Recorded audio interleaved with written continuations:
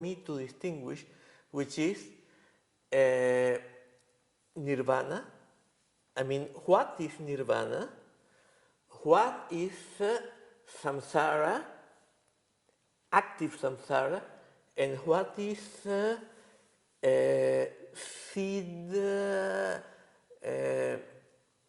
seed condition samsara?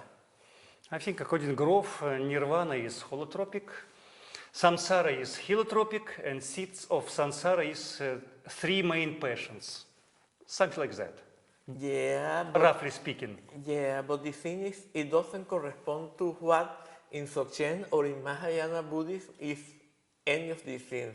Maybe. For example,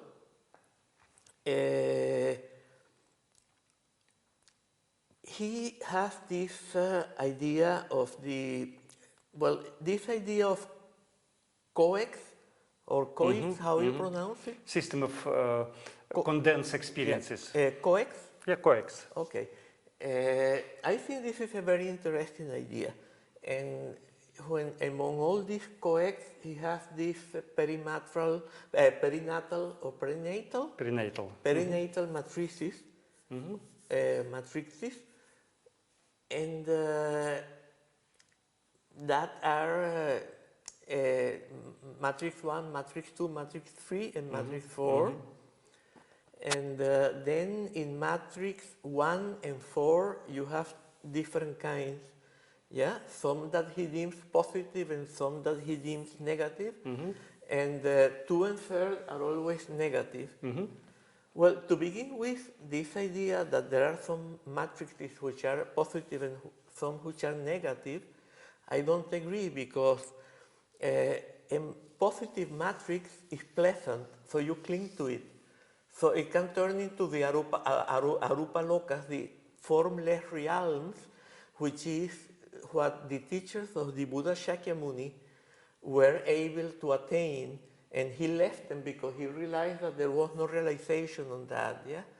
For example, in perinatal matrix 1, when that matrix is positive, then you have a feeling of union with everything.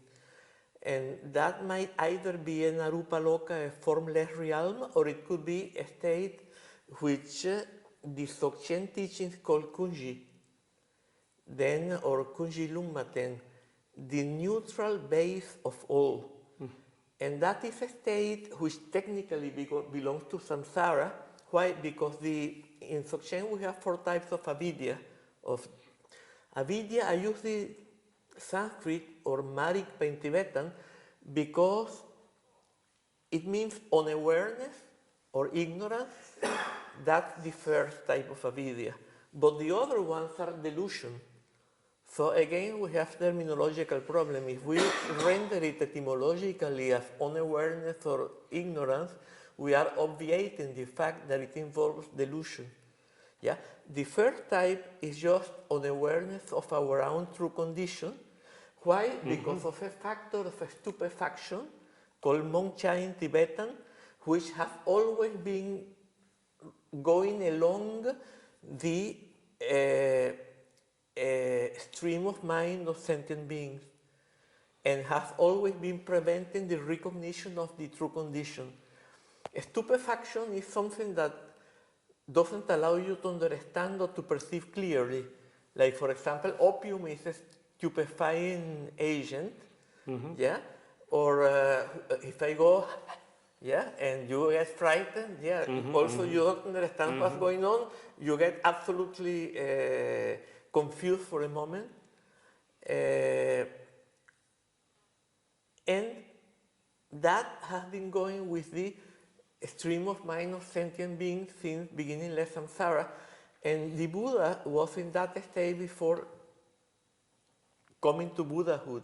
He was in a very deep samadhi where there was no realization of the true condition, there was no subject and object duality, there was no perception in terms of concepts.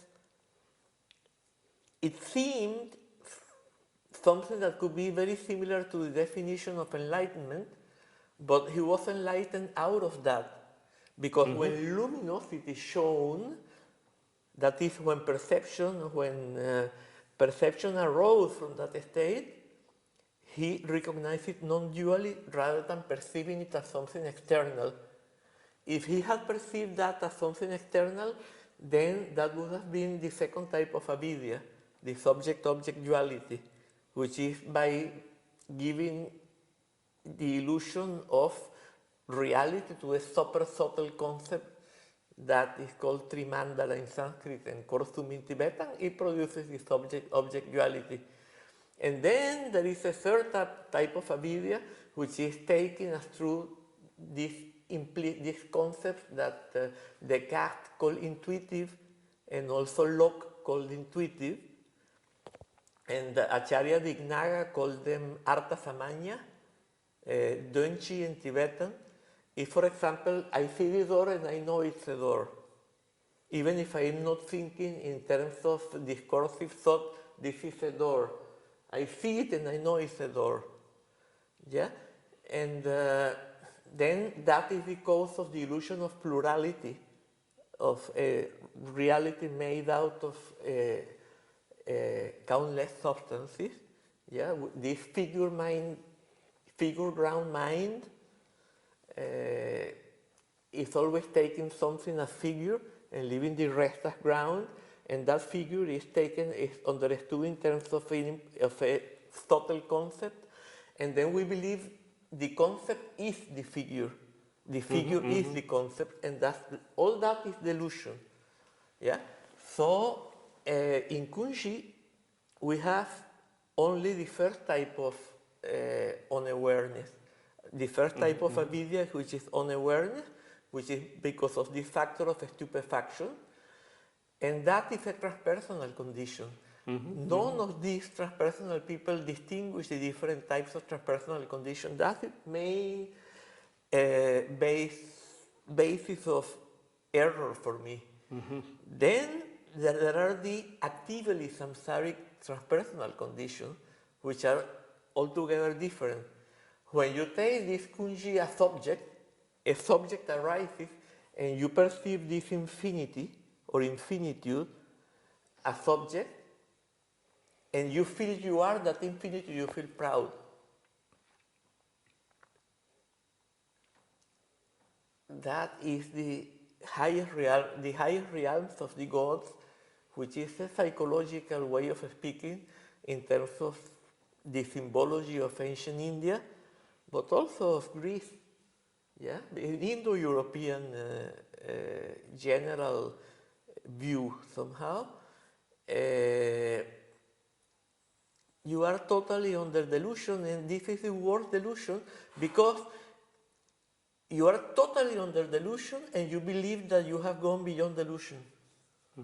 And then you are very proud because you think you attained enlightenment, and what you have attained is, to use again that word by Chogyan Trungpa, the totally demonic state of complete egohood.